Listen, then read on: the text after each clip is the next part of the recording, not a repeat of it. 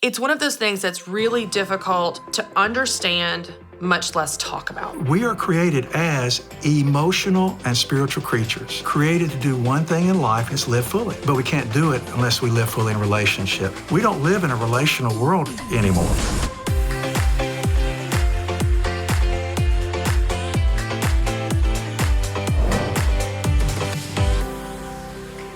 Hey everyone, and welcome to the Christy Wright Show. I'm so excited because today we are talking about feelings. You know I love talking about this. I have lots of feelings.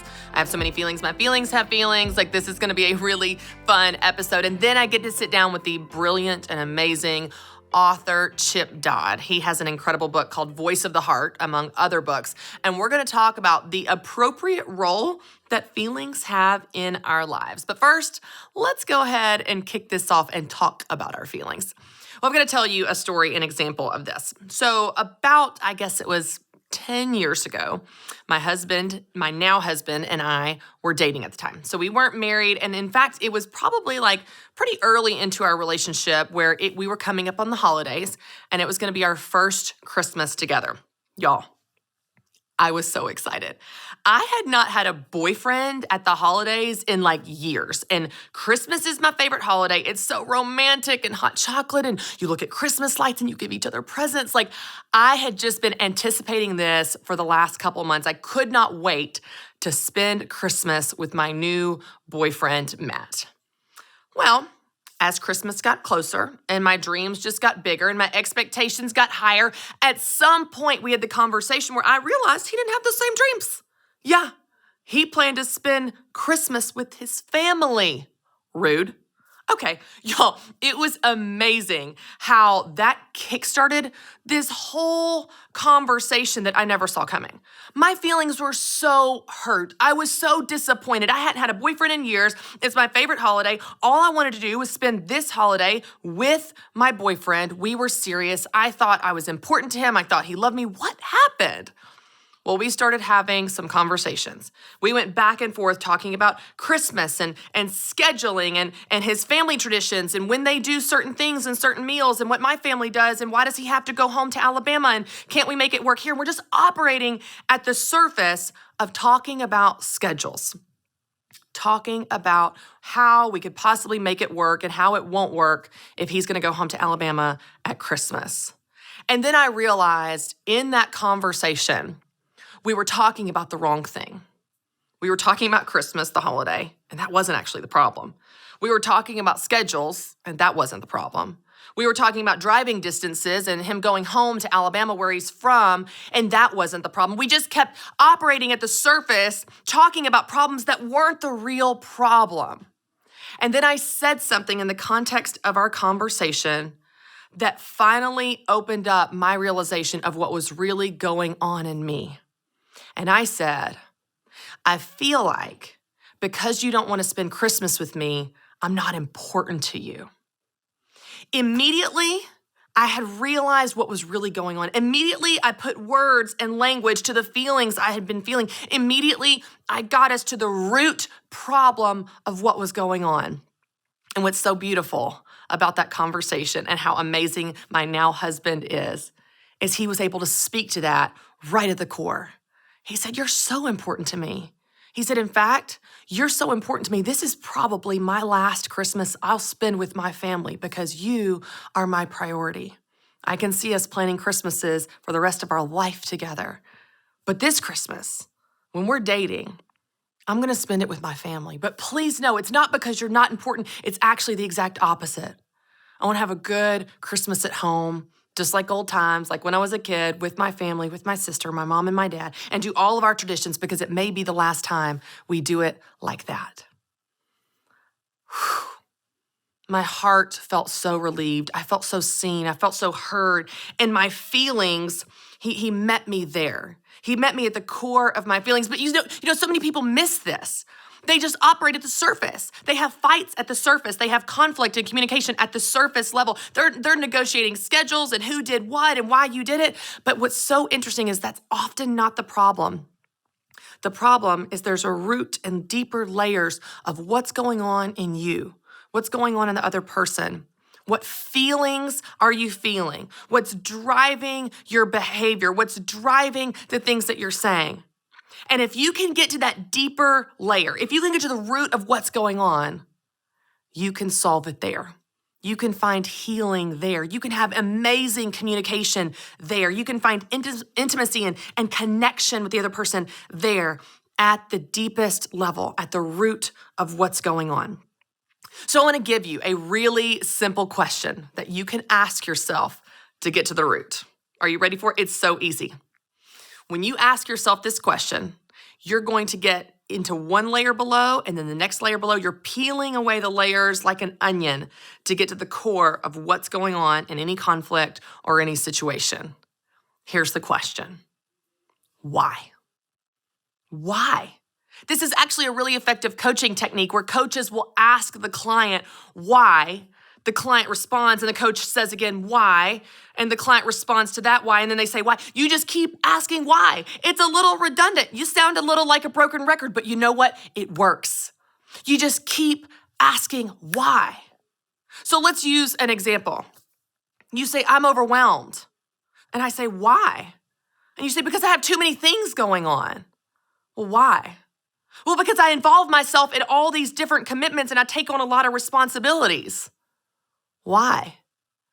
Because I want people to think I'm a good mom. All right, we're getting somewhere now. When you ask why again and again and again, you get to your deepest feelings, you get to your deepest motivations, and you're not only gaining self-awareness about yourself, but you're opening yourself up to find healing and connection where it actually counts. So ask yourself why. When you're trying to get in touch with your feelings, when you're trying to get in touch with, why am I so mad about that? Why did I have that crazy response to that person? Why did that person make me feel like that? Ask yourself why. Why? Why do I feel angry and short-tempered right now? Why? Why? It's gonna bring you to the core of what's going on in you. It's an effective coaching technique, but it's also a really great tool and question you can ask yourself for self-awareness for you, but also to build closer relationships with every single person around you. All right, y'all, I want to tell you about a new resource that makes screen time meaningful called Minnow. Minnow has shows that kids love with values that parents trust. And here's the cool thing. It helps my family connect with God every day of the week, not just on Sundays. And I know that I can trust the shows because Minnow has an amazing team of moms, dads, and church leaders that make sure every show is safe. You can learn more about Minnow by downloading the Minnow app, or you can go to gominnow.com. That's GOMINNO.com. All right, y'all, I'm so excited to get to sit down with the author of the amazing book, Voice of the Heart, Dr. Chip Dodd. Chip, thanks for being here. I'm glad to be here, Christy. Thank you. This is the book that everybody knows. People talk about this book. Yeah. Like I heard about you for years before I got to really meet you or even hear you speak and learn about the Voice of the Heart. But let's just start with this, and then I want to talk about your new book. Tell us what this is about. What is this? This book, and you know, there are so many different stories about telling what it's about, but the simplest way to put it, after I wrote it, it grew into the recognition of what I'd done. Okay. And what's amazing is this book is very quietly, it's all over the world. It is? It's crazy. It's like Laos and Spain and Argentina and Murfreesboro. Yeah. And but what the book is about in its simplest form is it's an ancient story, and I'm reintroducing the solution to the problem. And going all the way back to the Garden of Eden, when the deceiver comes into the garden and says, "Are you so sure that this God is really who he says he is?" Yeah.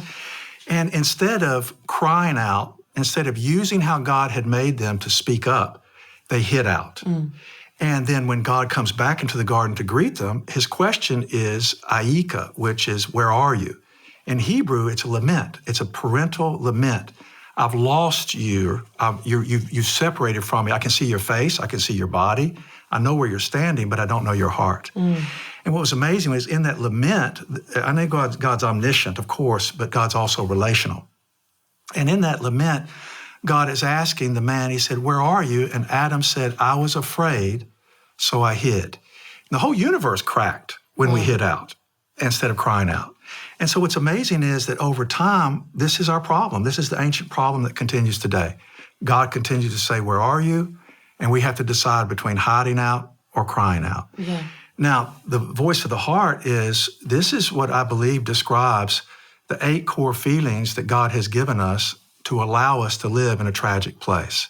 Between the first 2 books of the Bible, Genesis, Edenic, the last 2 books were home, glory. Mm-hmm. It's a story of struggle, but living between grief and celebration. Yeah. So this book's about the 8 feelings God's given us to live fully in a tragic place. So this is so interesting because when you use that example, you spoke for Devo a few weeks ago, and you talked about this question of where are you? You know, anytime I'd read that, I thought like geographically, like where are you? Like instead of like hiding behind that bush. Right, that tree over there. I never knew it meant like and that really struck a chord with me because I thought, you know, even in my conversations with my husband, I've never said it that way, of course, but that's what I'm getting at. I'm like, what's going on? Are you okay? Are we okay? Or you know, people have asked me that question in different ways. And so I think it's one of those things, feelings, and I love how you describe it. It's one of those things that's really difficult to understand, much less talk about. So why is this something you wanted to tackle? Why did you want to write about this? Well, I tell you what, because of the one is that when I was reawakened to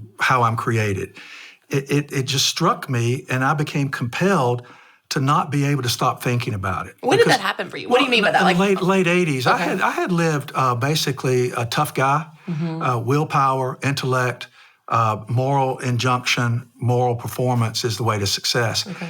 And I was leaving behind, you know, love God with all your heart, soul, mind, and strength. Mm-hmm. The heart word is emphasized in Scripture more than mind, even soul and spirit. And I didn't know what heart was. Yeah. So I sort of got reintroduced to how we're created. And then everything started just like dominoes for me. Everything just awakened. And I realized that we are created. Now, neuroscience has backed this up now, 20-something years later after my, awakening. Right. But we are created as emotional and spiritual creatures, created to do one thing in life, and it's live fully.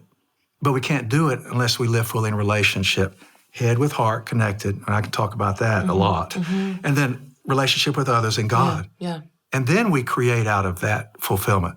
Now, neuroscience has clearly pointed out now that we human beings, we literally come out of the womb looking for who's looking for us. We're literally wired for connection. Wow. And that connection is the ability to be emotionally vulnerable to develop emotional resilience. So, and a lot of people talk about the book from the standpoint of, how come there are 7 negative feelings? If you look at the list, fear, sad, hurt, I'm an optimist. I'm gonna admit, when I read over them, Chip, I was like, I don't like 7 of these. I don't like this at all. Exactly. It's like, I don't like them either. In fact, I only like one of them myself. Yeah. But every feeling is a tool. It's not just the feeling for the sake of feelings. It's feeling for the sake of identification. What am I feeling? Okay. Exploration. Where is it coming from? What's familiar? What's happened? We're taking ownership of our hearts, our lives. Mm-hmm. The book says, guard your heart with all diligence, for it's the wellspring of life.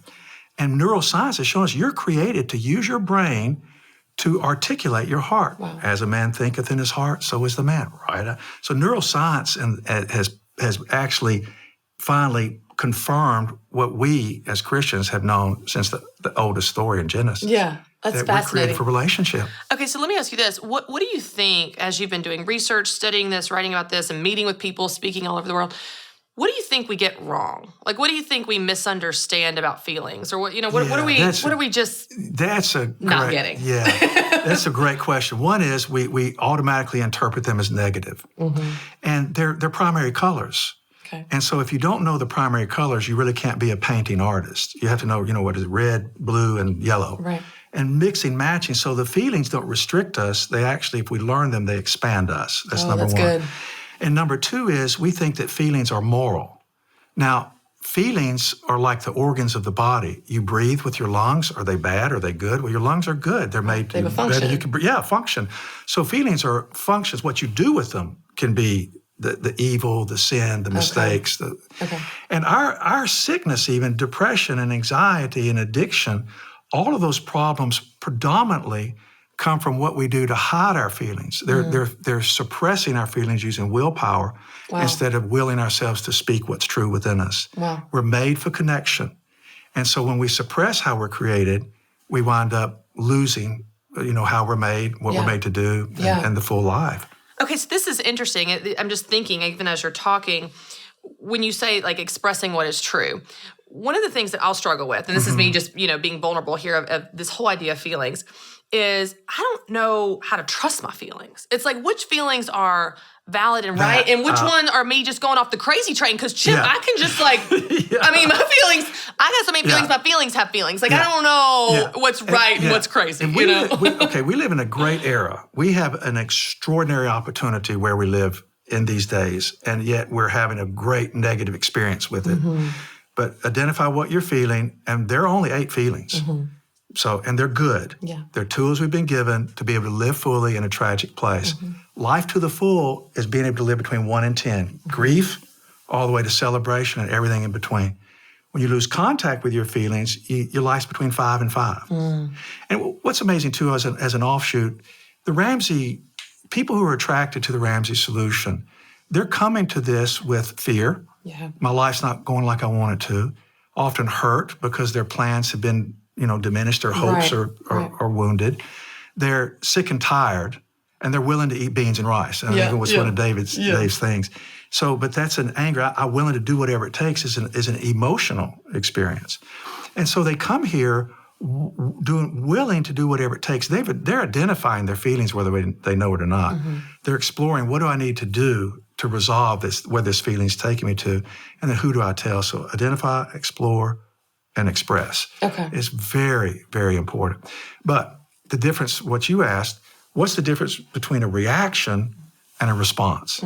And we live in a time in which we're seeing so many people, they think they're expressing feelings, but what they're really doing, they're saying, I have a feeling you've got a problem. I have a feeling you've got something to fix. Instead of, I have a feeling, how can you help me? I have a feeling, will you assist me? I have a feeling, will you teach me that something? Connection piece. And honest expression. And so many times people end up having feelings, and there are only 8 feelings, primary colors. So and this is going to sound a little drastic, but unless you're speaking one of these 8, you're probably not located in the truth of what you're really feeling. So, I mean, that's a bit drastic at first, but primary colors, a certain number of musical notes, a certain number of organs in the body. What's the big shock? That we only have 8 core feelings. Okay, so when you are in this, when you're feeling something strongly, let's say it's one of those tense situations. Let's just talk about this morning, Chip. Let's just talk about me getting out of the house this morning. Let's make this real. No, I'm serious. I have had a headache for 3 days. My kids are screaming. I have 3 kids under age 6. Everybody's screaming. And I was short with my husband. And I felt so bad. I'm not mad at him. He's not done a single thing wrong. And I apologized later. I said, I'm so sorry. But I couldn't have sorted through my feelings in that moment for the life of me. Everyone's screaming. My head has been throbbing for 2 days. I'm trying to get us out the door to school. How do you help people in those heightened situations get to one of the primary colors here? Because I don't know that I could have. I don't know, I still can't. Very often it usually happens afterwards, like you just experienced. But the beauty of you is that you were able to recognize how you had misused how God made you. And you looked into his face and you recognized that you had hurt who you loved. I mean, I'm sure you saw it on his face a little bit. Oh yeah, he looked at me like, are you hearing how you were talking to me? Unless he fired, his face said it all. He fired a torpedo back at your ship. No, he didn't. But what you recognized was through your sensitivity. You looked at him through the eyes of your heart. And so when things are bigger than the events, we know that we're being overwhelmed. So we've got to stop. So like when you're on fire, stop, drop, and roll. You've got to stop. Otherwise, what happens is you try to take control to stop your feelings instead of being able to process and use your feelings. For example, more than likely, when you get under tough pressure, because we're all 99.9% the same. So, you and I are like everyone else here is too. But you're probably into fear. In some ways or another, your life's getting like, this is out of control. Where are my kids going? Chaos, COVID, you got your work, he's got his. And so it's scary. So instead of being able to let your fear take you to asking for help, which takes you to getting help, hope, taking risk of hope, what happens is the fear becomes anxiousness. And then anxiousness becomes like, I've got to get a hold of this. You see how my Yes. And it's like, I got to get I feel control. like this is me all day, every day. And then people around you who are sensing that they're picking up on all this control coming, they're going like, oh, watch out, be careful, mama's here. Yeah. Kind of thing. And I know that's a bit big, but what happens is then finally we snap. We snap out at somebody. We insult someone. We see ourselves as the only one doing it, Yeah. And so fear is there in us to allow us to ask for help. But if we can't do fear, what happens is we become anxious and we start trying to control our environments, and that finally puts us in a position of being isolated, or rageful, or irritable, restless, discontent. Yeah, and it's so hard in the moment, like you said, to discern what's going on and what's at the root. When it's bigger than the event, then you know that you're really not in a good place. You don't have time to identify, explore, express. The best we can do is just kind of go, I've got nothing. Yeah. Right now, don't talk to me. Yeah. I'll come back to it. Yeah. And stop what it in you the did so beautifully is you went back to it. Yeah. You came back around and went, I'm sorry. Yeah. And everything was reconnected. And that's what's amazing, that when we're able to tell the truth about the heart, take ownership, responsibility, the other person, and it's neuroscience, but the other person limbically picks up on you being safe and you caring. Wow. So it's called limbic resonance and attunement. It's what a parent has with a child. They acknowledge the child, they attend to the child, then they attune, which they're picking up on each other. And what's amazing is that with parents and young children, that attunement literally feeds the child's brain, heart, body, skin, breathing, and they develop a sense of security, social connection, and social contentment. And when you do something like as simple as, hey, look, I'm sorry I said that, and you're not even practicing, I felt fear, blah, blah, blah. You're actually using your feelings to benefit. His love for you automatically is re-instilled. You're attuned. And he goes, hey, it's okay, I understand. It's hard right now. And all of a sudden, it's like you're both secure, and it's like you're bouncing off to work. Okay, like you're back in that just being super positive. Yeah, that's so good. Okay. I have it's a question. Real too. Yes. I mean, it's real. Oh, totally. Yeah. Okay, so I have a question for you, and literally, this is the question I've been wanting to ask you since I knew this interview was happening. I'm like so excited to ask it. This is my number one, I guess, struggle when it comes to feelings.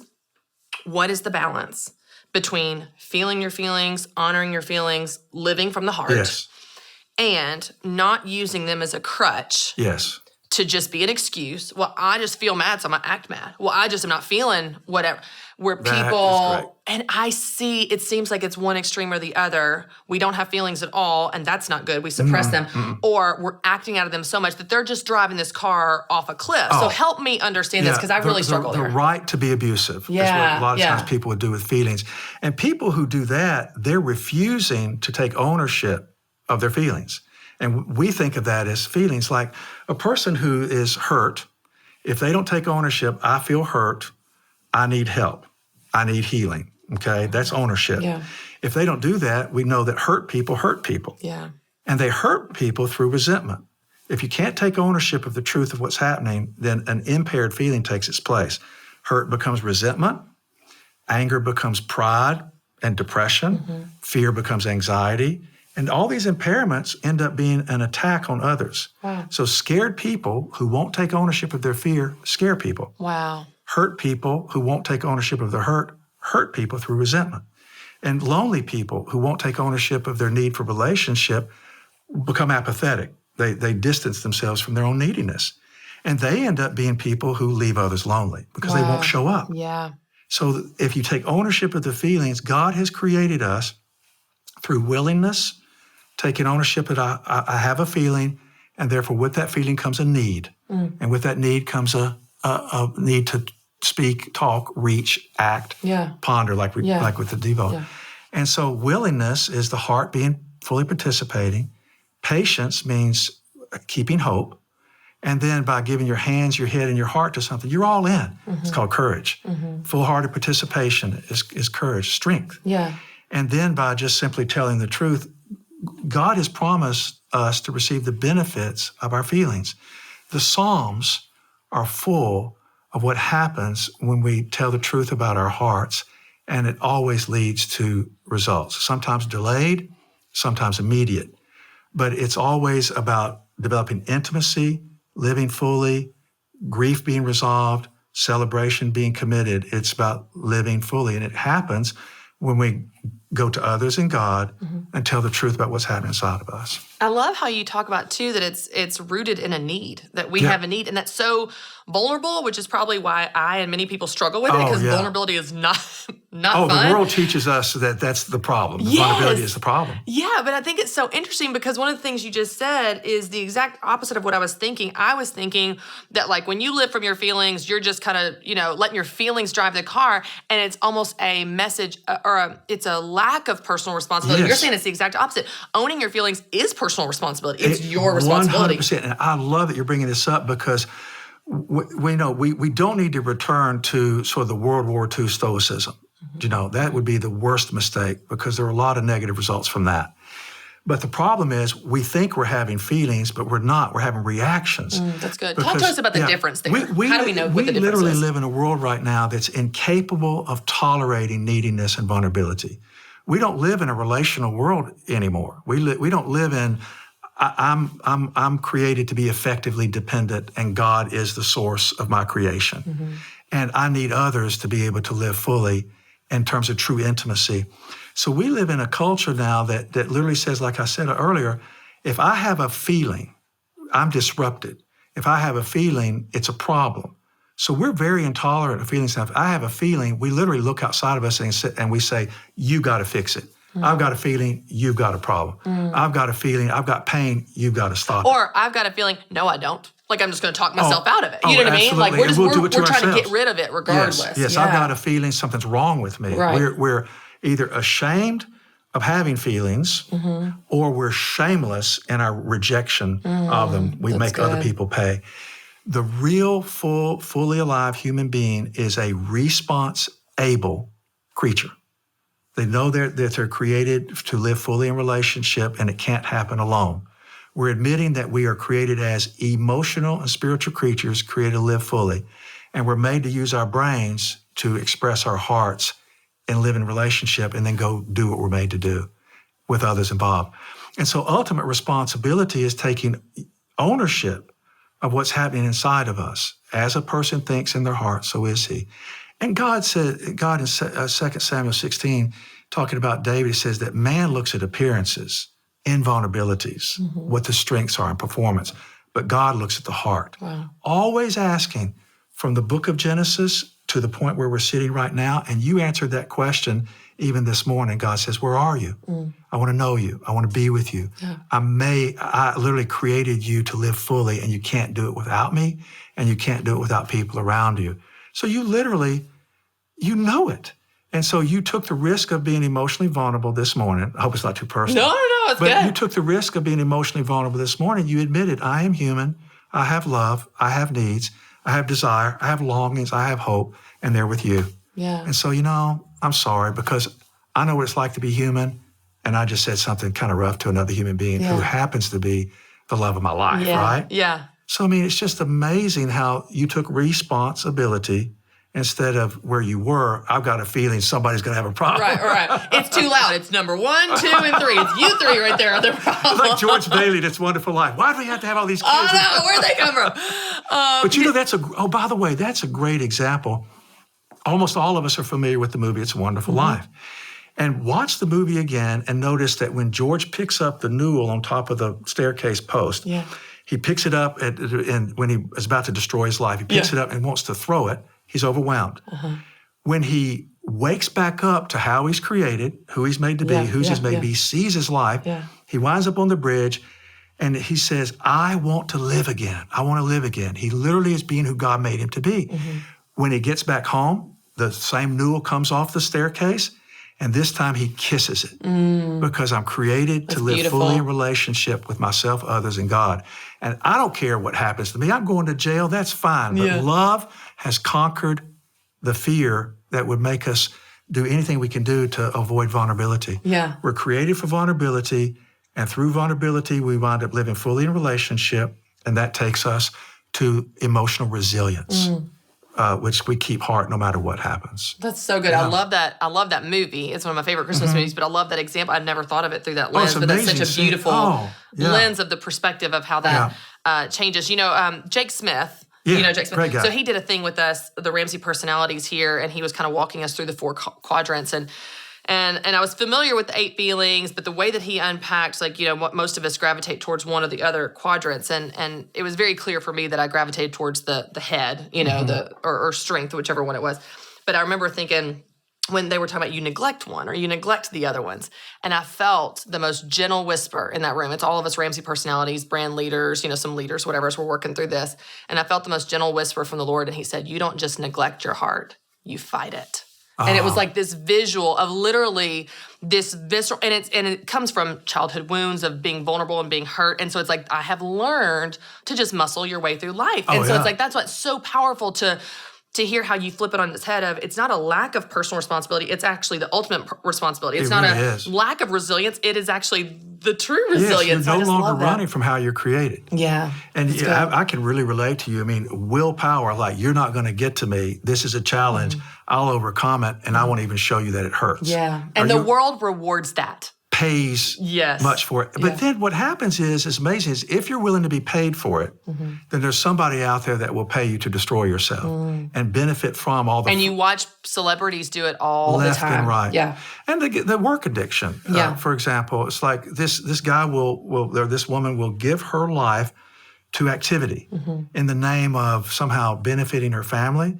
And then she gets old and she's on her deathbed. She doesn't say, I wish I'd spent more time at the office, if she has anything going on inside of her.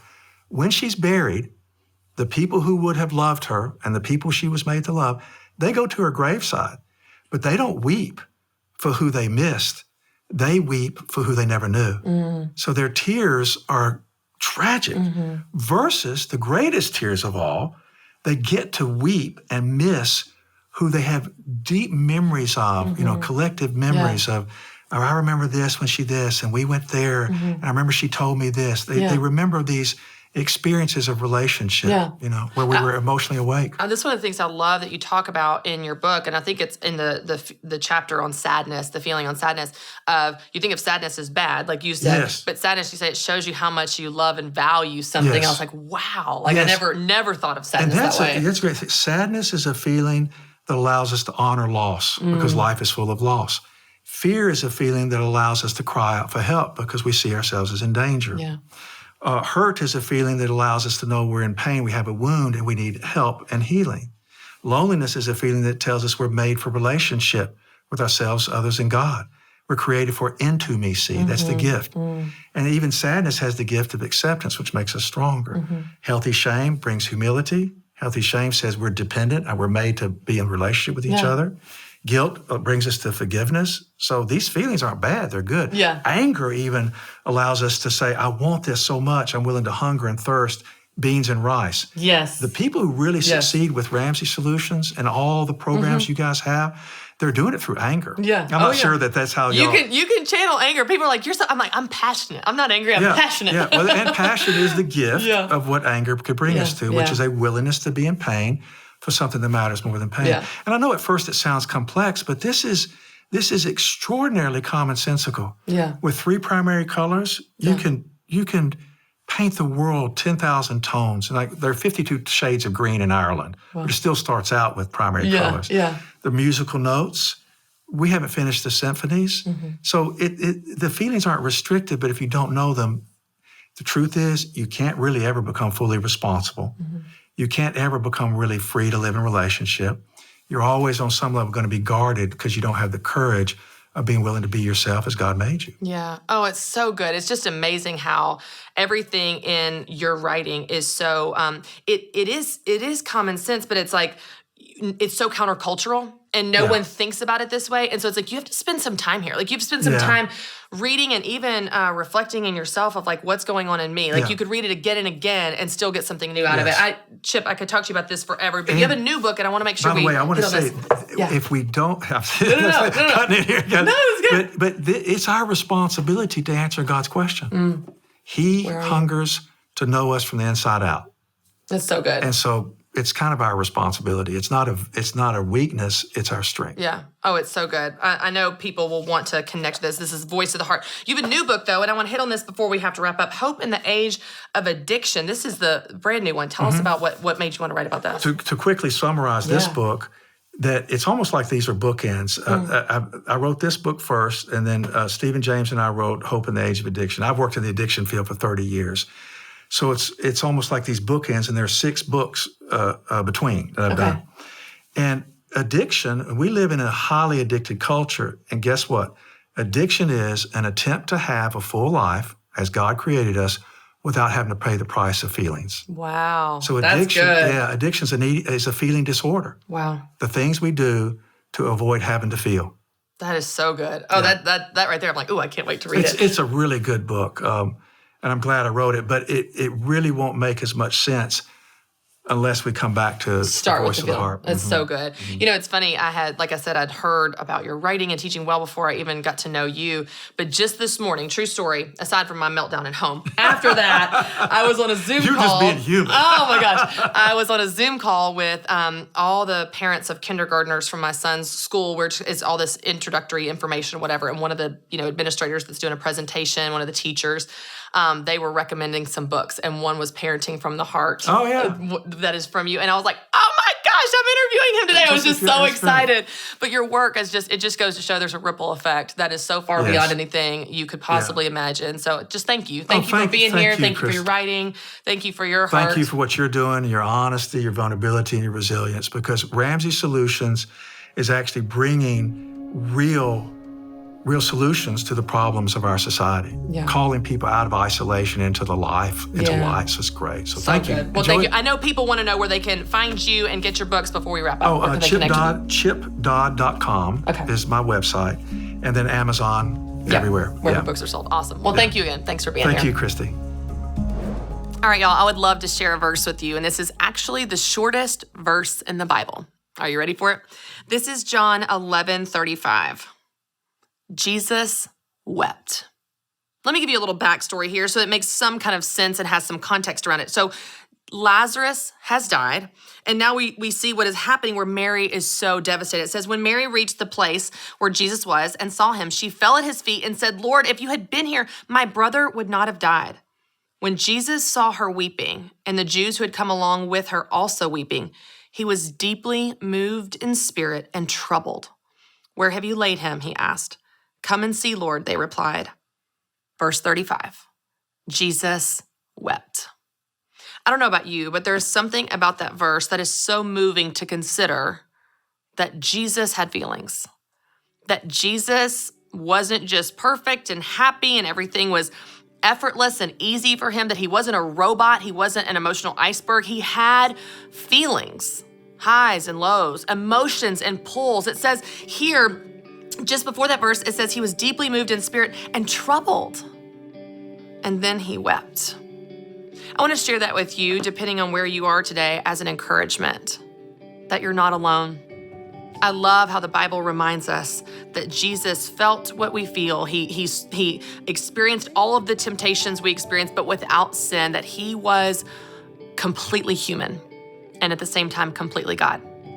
So I've got some journal questions for you as you process your own emotions, your own feelings right where you are. The first one is this. How does it feel to consider that Jesus had emotions, that he also had feelings just like you? Write down your answer.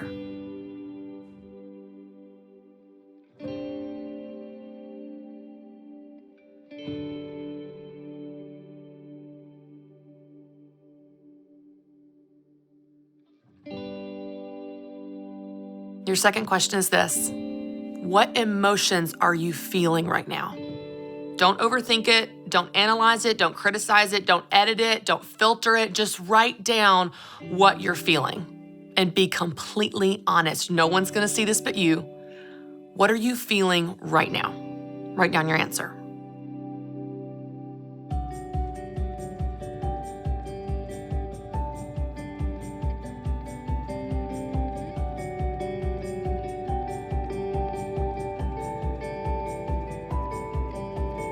Now, your third question is actually a series of questions. We've been talking about this, but I want you to do the exercise I've been talking about where you ask yourself why. So in question number 2, you wrote down what you're feeling, the emotions that you're experiencing right now. Question number 3, why? Why do you feel that way? And after you write down that answer, ask again, why? Why do you feel that? And then after you write down that answer, you continue to ask yourself why until you get to the deepest root layer of what's going on in you. We're not going to operate at the surface. We're going to get to the core and the heart of what you're feeling and what's going on with you right now. Write down your answer.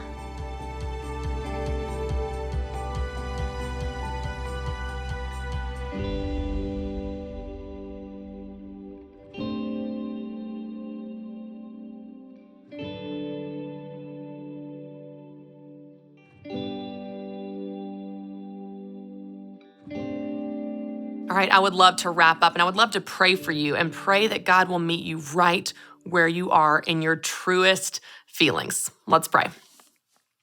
God, thank you that you created us as emotional and spiritual beings, that our emotions have a place in our life. And sometimes we're overwhelmed by them. Sometimes we feel a victim to them. And sometimes we just don't know what to do with them.